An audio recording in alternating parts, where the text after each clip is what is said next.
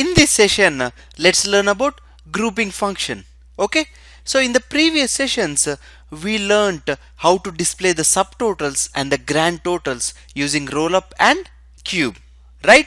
Now, whenever you want to send this data as a file to a business or to some other third-party application which is processing this data, it is very difficult for the application to identify which row is a total, which row is a subtotal, which row is a grand total, or which row is the actual row. It is very difficult, right?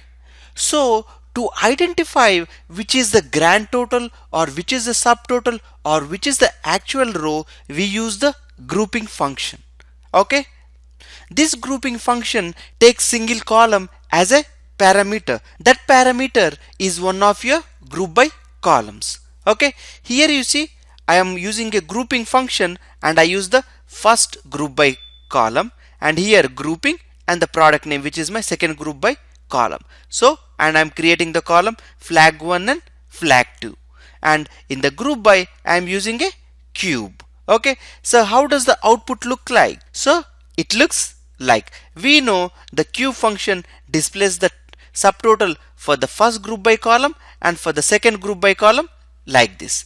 You see the flag 1 and flag 2. How to read these values whenever the application is processing? Flag 0 and 0. That means it's a regular subtotal which we expect from the group by operation. Flag 1 is 0 and flag 2 is 1. This represents the subtotal for the distinct value of the sales month. That means if there is a 0 in the flag 1 and if there is a value 1 in the flag 2, that means that is a subtotal for the value in the sales month. Okay, and whenever there is 1 in the flag 1 and 0 in the flag 2, that means the subtotal is for one of the values in the product name. Okay, and whenever there is a 1 in the flag 1 and 1 in the flag 2, that means it is the grand total.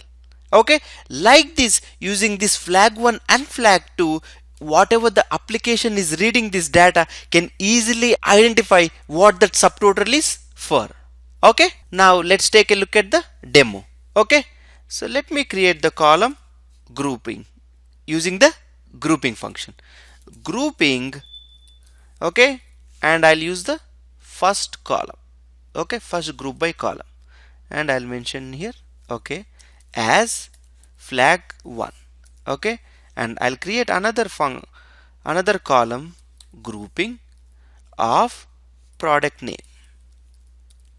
Okay, and I'll close it and say flag 2. Okay, now let me run this. Okay, so the output is displayed. Okay, so what does flag 1 0 and flag 2 0 mean? It means it is a total for the actual group by column. Okay, flag 1 is 0 and flag 2 is 1. That means it is a subtotal for the sales month. Okay, like this, wherever it is 0 and 1, it means it is a subtotal for the sales month. And when you come at the end, whenever there is flag 1 is 1 and flag 2 is 0, that means it is a subtotal for the product name.